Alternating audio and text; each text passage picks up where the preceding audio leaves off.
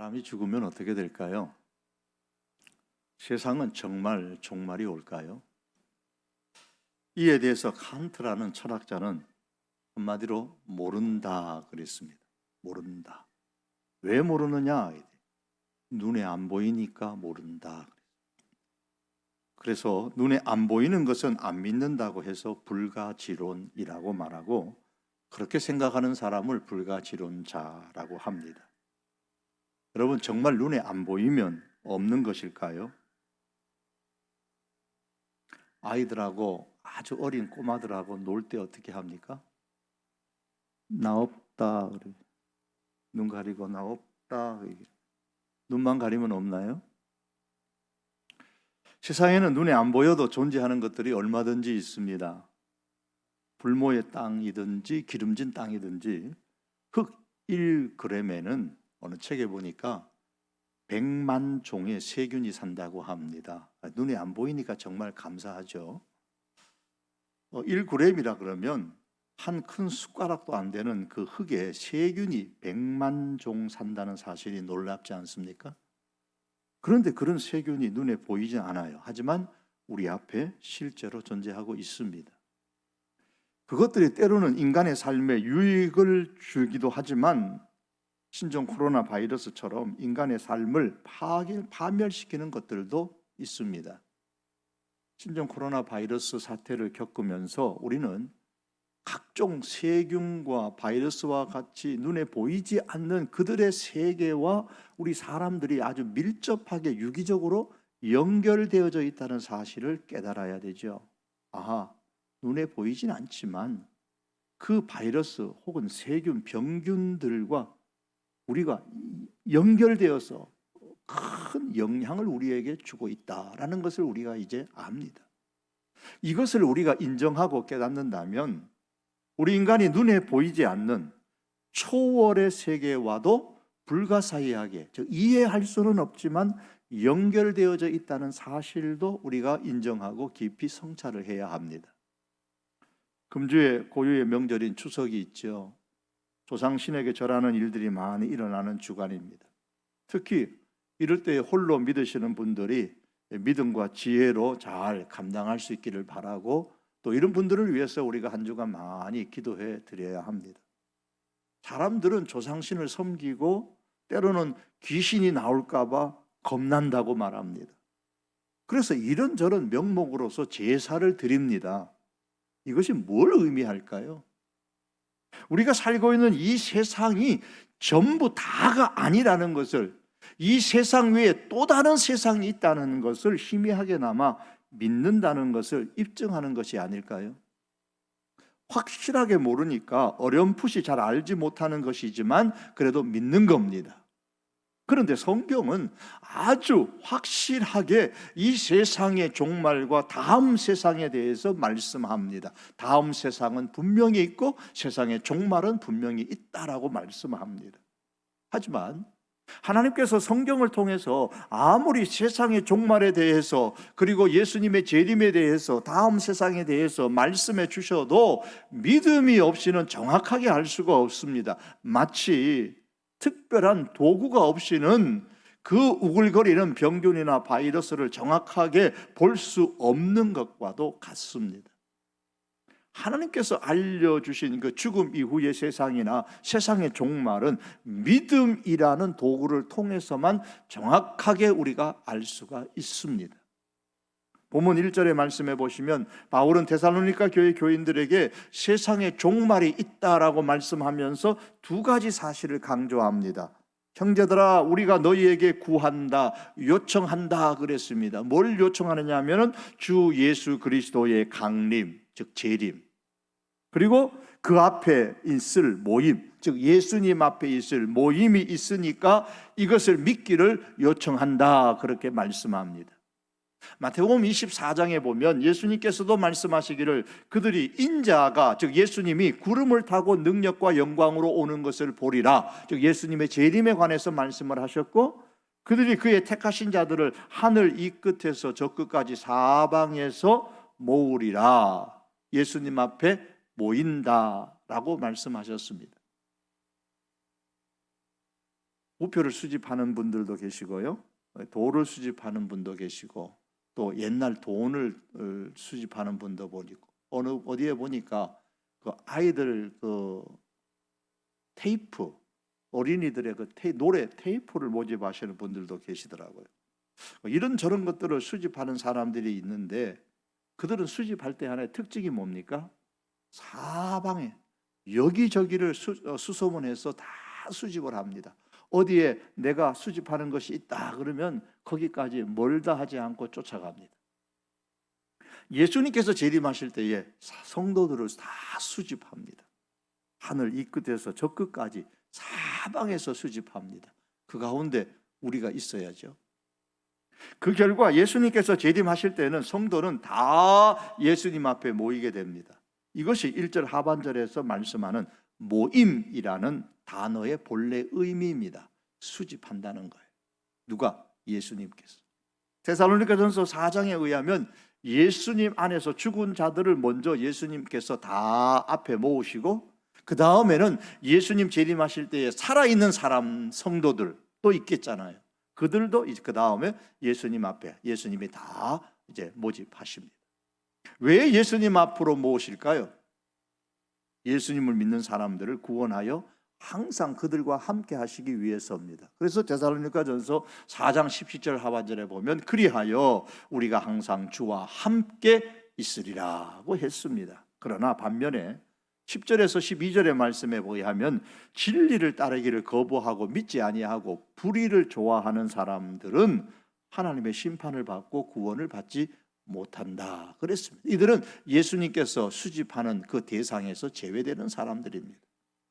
그런데 진짜가 있으면 가짜가 있는 것처럼 예수님의 그 재림과 관련하여서 데살로니가 교회에 가짜 소문이 돌고 있었습니다. 예수님께서 이미 세상에 재림하셨다라는 가짜 소문입니다.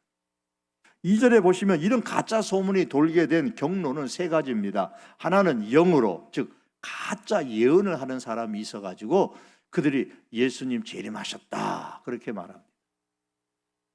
또 다른 하나는 말로, 바울을 이제 빌미로 삼아가지고 바울이 말하기를 예수님 재림하셨다고 했어. 사실 바울은 그런 말 한 적이 결코 없음에도 불구하고 바울 선생님이 그러는데 예수님께서 재림하셨대, 이렇게 입에서 입으로 말에서 말로 계속 가짜 소문이 퍼지고 있었습니다. 또 한 가지는 바울이 쓴 편지에 보면 이미 예수님께서 재림하셨다고 했어 라고 바울이 사실은 그 편지에 한 번도 그런 이야기를 한 적이 없음에도 불구하고 바울의 편지를 빙자하여서 거짓 소문을 퍼뜨렸습니다. 이렇게 다양한 경로를 통해서 예수님께서 이미 세상에 재림하셨고 지금 이 세상에 계신다라는 소문이 데살로니가 교회 안에 퍼져 있었습니다. 이에 대해서 이제 바울이 요청하는 게 이것입니다. 그런 가짜 소문이 들릴지라도 너희는 2절의 하반절에 보면 쉽게 마음이 흔들리거나 두려워하거나 하지 말아야 한다 그랬습니다. 예수님의 재림에 대한 가짜 소문, 헛소문은 초대교회 시대뿐만 아니라 오늘날에도 여전히 존재합니다. 시간이 좀 흘렀습니다만 한때는 예수님께서 언제 재림하신다고 날짜까지 지정했다가 조금 날짜가 변경되었다고 또 수정을 했다가 그것도 안 되니까 영적으로 이미 재림하셨다 가짜 소문을 퍼뜨리는 이단들도 우리 땅에 있었죠. 지금도 예수님의 재림에 대해서 가짜 소문을 퍼뜨리는 사람들이 여기저기서 사방에 있습니다. 그럼 예수님의 재림은 없는가? 그렇지는 않습니다. 예수님의 재림은 예수님께서 이 땅에서 사역하실 때 분명하게 약속하신 겁니다. 인자가 구름을 타고 능력과 큰 영광으로 오는 것을 보리라고 말씀하셨습니다. 그런데 예수님의 재림은 영적으로 재림하시는 것이 아니라 믿는 사람은 물론이요 믿지 아니하는 사람들, 심지어 예수님을 핍박하는 사람들까지도 다 보게 될 것입니다. 그것을 보고서 그들이 받을 심판으로 인해서 크게 후회하고 애곡하게 될 것입니다. 그러나 그때는 이미 늦지요. 성경은 요한계시록 1장에서 말씀합니다. 볼지어다 그가 예수님이 구름을 타고 오시리라. 여기서 구름을 타고 온다는 것은 영광과 능력으로 오신다는 뜻입니다. 각 사람의 눈이 그를 보겠고 그를 찌른 자들도 볼 것이요 땅에 있는 모든 족속이 그로 말미암아 애곡하리니 그러하리라. 아멘. 배우가 무대 위에 올라올 때는 언제든지 기회가 있습니다. 그러나 극작가가 무대 위로 올라오면 이미 극은 끝난 상황입니다. 더 이상의 연극은 없습니다. 끝입니다. 마찬가지로 우리가 역사의 무대에 드러나서 활동할 때는 아직 시간이 있기에 믿을 수 있는 기회가 있지만 예수님께서 역사의 무대에 올라오실 때, 즉 예수님의 재림하실 때에는 모든 역사의 극이 끝이 납니다. 이때는 연극을 보는 때가 아니고 평가받고 심판받을 때입니다. 더 이상 기회가 없습니다.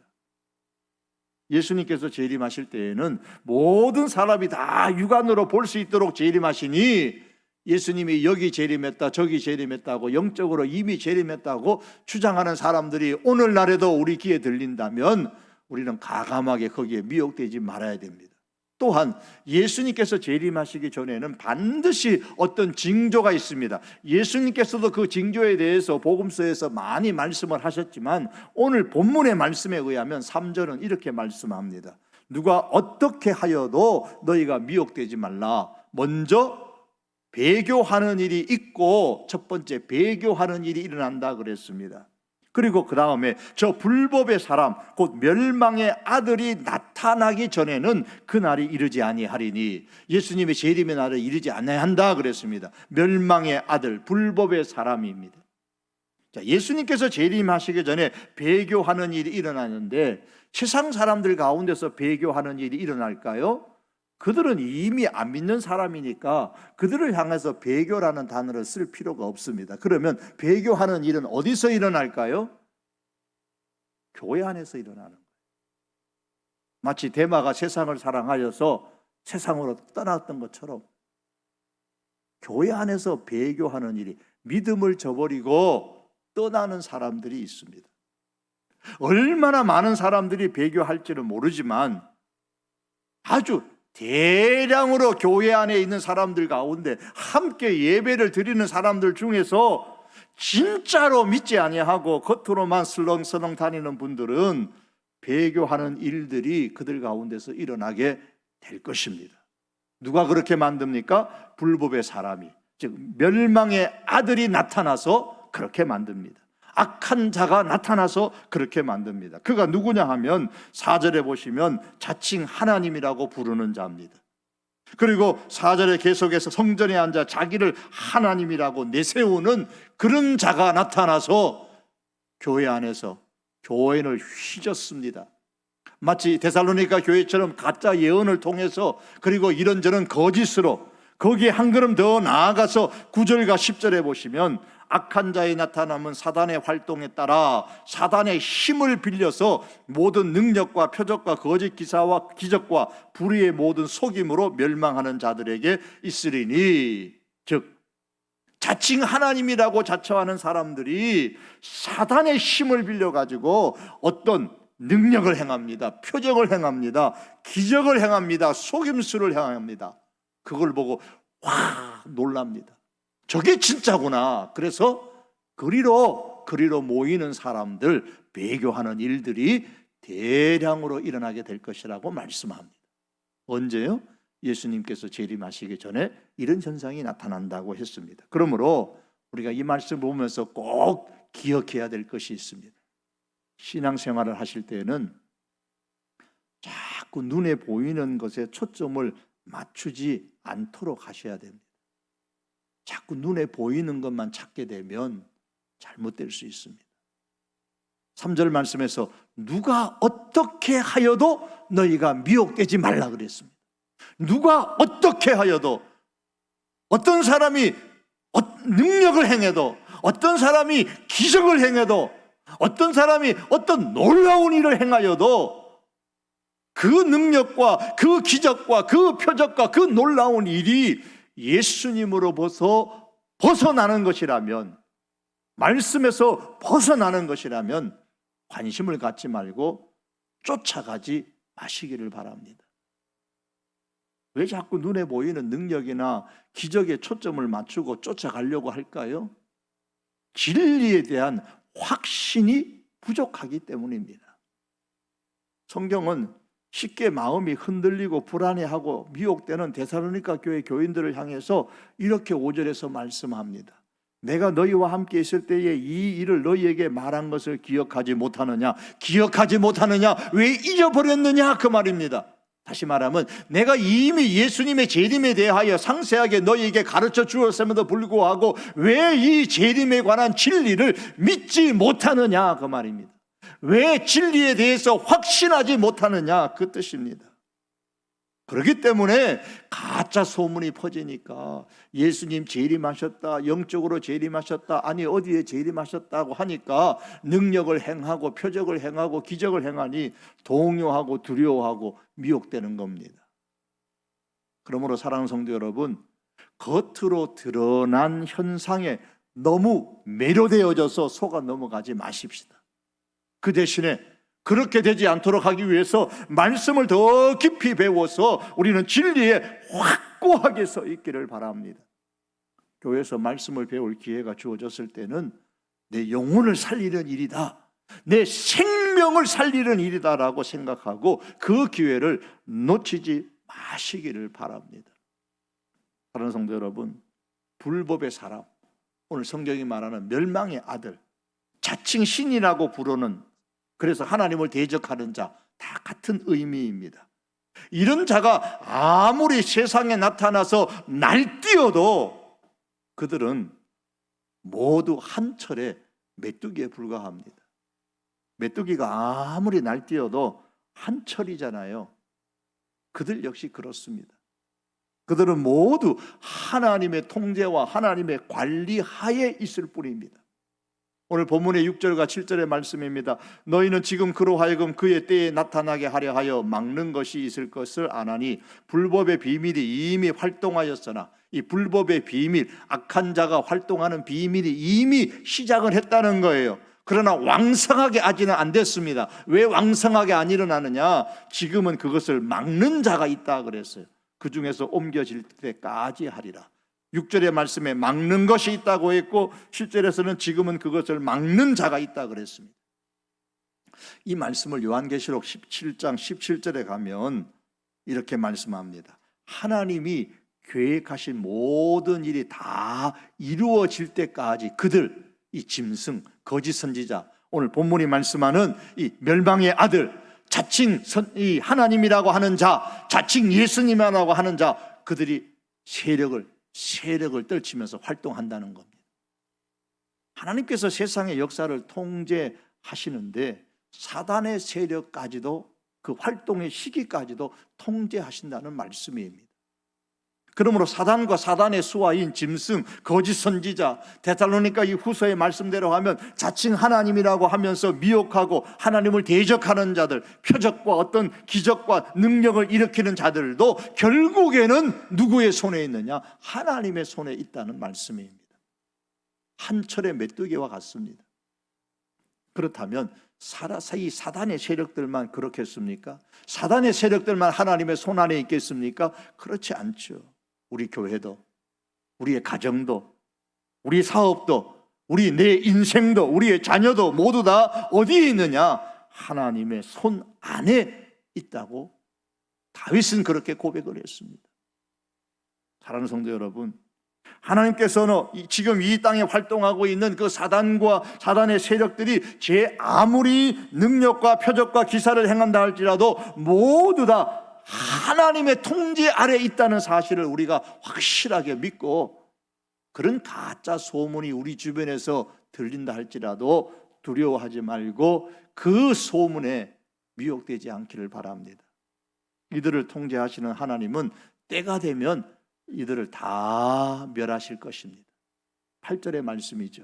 그때에 불법한 자가 나타나니, 그때는 예수님께서 이제 강림하시는, 재림하시는 때입니다. 그때는 불법한 자가 나타나는데 예수께서 그 입의 기운으로 그를 죽이시고 강림하여 나타나심으로 패하시리라. 예수님께서 재림하여서 불법한 자, 즉 3절에서 말하는 불법의 사람, 멸망의 아들, 악한 자, 4절에서 말하는 대적하는 자, 이를 죽이시고 패하신다고 하셨습니다. 요한복음 19장 19절에 보시면은 예수님을 따르는 사람들과 이 짐승, 자칭 하나님이라고 말하는 이 자, 하나님을 대적하는 자를 따르는 자들 사이에 전쟁이 일어난다고 했습니다. 또 내가 봄에 그 짐승과 땅의 짐승들과 그들의 군대들이 모여 그 말 탄 자와, 여기서 말 탄 자는 예수님을 의미하는데, 말 탄 자와 그의 군대와 예수님의 군대와 더불어 전쟁을 일으키다가, 그렇게 말씀했어요. 진리를 따르는 자와 진리를 따르지 않는 자 사이에 전쟁이 일어난다라는 말씀입니다. 이 전쟁을 사람들은 아마겟돈 전쟁이라고 말하죠. 성경에 아마겟돈 전쟁이라고 말해요. 어떤 사람은 이 아마겟돈 전쟁을 세계 1차, 2차, 나머지 이제 3차 전쟁이다, 혹은 마지막 전쟁이라고 말씀하시는 분들도 있습니다. 만일 그렇다면은 아마 제3차 전쟁은 종교 전쟁이 될 것입니다. 왜요? 진리를 따르는 자와 진리를 따르지 않는 자 사이의 전쟁이니까요. 그러나 제가 볼 때 이 아마겟돈 전쟁은 실제로 일어나는 2차 전쟁 다음에 3차 전쟁이 아니라 어떤 영적인 전쟁, 진리를 따르는 자와 진리를 따르지 않는 자 사이에 일어나는 영적인 전쟁을 의미한다고 봅니다. 이 전쟁에서 예수님께서 승리하심으로써 사단과 그의 세력들은 다 멸망을 하게 될 것입니다. 본문 8절에 보시면 어떻게 멸망하냐면 예수님께서 그 입기운으로 그들을 죽이시고 패하신다 그랬습니다. 그 결과 요한계시록 19장 20절에 보면 죽이고 패한다. 그럼 결국 이들이 어떻게 되느냐? 하나님을 대적하는 자들이 유황불 붙는 불못에 던져진다라고 그렇게 기록하고 있습니다. 그러면 여기서 예수님께서 승리를 하시고 이들을 다 죽이시고 패하시고 유황불못에 던지는데 어떻게 승리를 하느냐? 오늘 성경에 보니까 예수님의 입기운으로 그렇게 말씀합니다. 예수님의 입기운으로 8절에서. 그럼 이 예수님의 입기운이 뭘까요? 요한계시록 19장 14절에 보면 백마를 타신 분이 전쟁에 앞장서서 나오시는데 그 다음 15절에 보면 그의 입에서, 백마를 탄 자의 그의 입에서 예리한 검이 나오니 그것으로 만국을 친다 그래요. 전쟁에서 승리를 하십니다. 그것을 가지고 예리한 검으로, 입에서 나오는 예리한 검으로. 그렇다면 예수님의 입에서 나오는 입기운은 뭐냐? 바로 예리한 검이에요. 그럼 이 예리한 검이 무엇입니까? 에베소서 말씀에 의하면 하나님의 말씀입니다. 말씀의 검에 맞아서 다 죽습니다. 예수님이 승리하십니다. 그러므로 예수님의 말씀의 검에 맞아 하나님을 대적하는 자는 다 패하게 되고 영원한 유황불못에 떨어지게 됩니다. 이에 대해서 성경이 이제 이렇게 말씀해요. 짐승이 잡히고 그 앞에서 표적을 행하던 거짓 선지자도 함께 잡혔으니 이는 짐승의 표를 받고 그의 우상에게 경배하는 자들을 표적으로 미혹하던 자라. 이 둘이 산채로 유황불 붙는 못에 던져지고, 유황불 붙는 그 불못에 던져진다, 이 말씀을 이 데살로니가 후서에서는 예수님께서 그 말씀의 검으로, 이 기운으로 죽이고 패하신다라는 말씀으로 표현을 한 겁니다. 본문 10절에 보시면 그들이 진리의 사랑을 받지 아니하여 구원함을 받지 못함이라. 이게 배교하는 사람들, 이 자칭 하나님이라고 일컫는 이들을 따르는 사람들은 어떻게 되느냐? 진리의 사랑을 받지 아니했기 때문에 구원을 받지 못한다 그랬어요. 다시 말하면 만일 하나님을 대적하는 자의 그 미혹을 받은 사람들이 진리를 거부하지 않고 미혹을 받지 않고 진리를 따랐다면 구원받을 수 있었다 그 말입니다. 그러므로 오늘 우리가 복음을 증거하는 것이 얼마나 소중한지 우리가 다시 한번 깨달아야 됩니다. 아직 역사의 무대에 예수님이 재림하지 않았을 때에 우리는 부지런히 이 진리의 말씀 복음을 전함으로 말미암아서 진리를 거부하지 않도록 예수님 재림하실 때에 그래서 구원받을 수 있도록 우리가 힘써야 됩니다. 하지만 이들이 진리를 따르는 것을 거부했기 때문에 하나님께서는 그들이 진리를 떠나 헛된 것을 쫓아서 잘못된 길로 가는 것을 그냥 내버려 두셨다고 11절이 말씀하고, 그 결과는 12절에서 심판을 받고 멸망을 받습니다. 그러므로 진리를 믿지 않는 사람, 예수님의 재림을 믿지 아니하고 예수님 없이 이 땅의 것만을 즐기며 몰두하는 사람은 결국에 하나님의 심판을 받게 되어서, 철학자인 볼테르가 그의 인생 죽음 마지막에 나는 멸망으로 들어간다라고 고백했던 것처럼 유황불 붙는 못에 들어가게 될 것입니다. 유황불 붙는 이 못은 유황으로 불타는 못을 의미하는데, 예수님께서는 이것을 지옥불이라고 말씀하셨어요. 마태복음 5장 22절이나 마가복음 9장 43절이나 마태복음 18장 9절이나 이 말씀에 보면 유황불못을 예수님은 지옥불로, 지옥으로 표현을 하셨습니다. D.L. 무디라는 사람은 만일 지옥이 없다면 성경책은 다 불태워버려야 하고 많은 시간과 돈을 들여서 예배당을 건축할 필요도 없고, 있던 이 예배당마저도 오락장소로 다 개조해서 써야 한다고 했습니다. 예수님의 재림이 없다면, 그리고 지옥이 없다면 지금 이 근사하게 진 이 성도교회 건물도 다 필요 없습니다. 차라리 오락장으로 만드는 게 더 낫다는 겁니다. 그렇습니다. 예수님의 재림이 없다면 예수님을 믿을 필요도 없고, 예수님 예배 드릴 필요도 없고, 전도할 필요도 없고, VIP를 작정할 필요도 없습니다. 그러나 예수님은 분명히 재림하시고, 그리고 지옥과 천국은 분명히 있습니다. 아무리 악한 자들이 하나님을 대적하여 미혹한다 할지라도 예수님은 반드시 재림하실 것이고 반드시 승리하실 것이고, 예수님 안에 있는 성도는 반드시 구원을 얻게 될 것입니다. 그러므로 사랑하는 성도 여러분, 우리 주변에서 가짜 소문, 진리에서 벗어나는 그러한 영적인 가짜 영의 소리가 사방에서 들릴지라도 그런 사단의 세력에, 미혹에 속지 말고, 혹은 압력으로 다가오는 그런 압력에 우리가 굴복하지 말고, 성도의 완전한 승리를 믿고 나는 천국 갈 사람이다 라는 진리에 대한 확신을 가지고 끝까지 흔들리지 말고 하나님의 사람으로 굳건하게 설 수 있기를 바랍니다. 말씀을 맺습니다. 평탄한 길의 끝이 지옥의 낭떠러인 줄 모르고 가는 사람은 불쌍합니다. 그래서 우리가 그들을 구해야 됩니다. 그들의 일생은 실패한 인생입니다.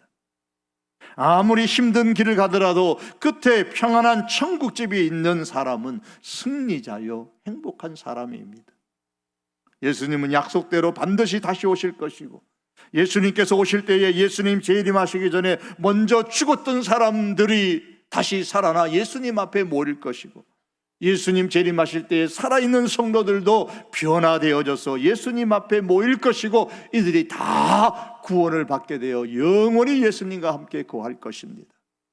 하지만 예수님 재림하시기 전에 가짜 소문과 더불어서 자칭 하나님이라고 일컫는 자들의 그 능력과 기적을 행하는 그것을 보고 예수님을 버리는 일들이 일어나게 되는데, 그 가운데에 우리 성도교회에 다니시는 분은 한 분도 없기를 바랍니다. 그러려면 예수님의 재림에 대한 가짜 소문에 마음에 흔들리지 말고 불안해하지 말고, 오직 그 겉으로 드러나는 능력과 기적에 매료되지 말고, 시대가 그러면 그럴수록 진리에 대해서 우리가 더 확고하게 설 수 있기를 바랍니다. 최후의 승리가 우리 성도에게 있다는 사실을 확신하고 구원받았음에 대해 감사하면서 살아갈 수 있는 우리 믿음의 식구들이 다 될 수 있기를 주님의 이름으로 축복합니다. 기도드립니다.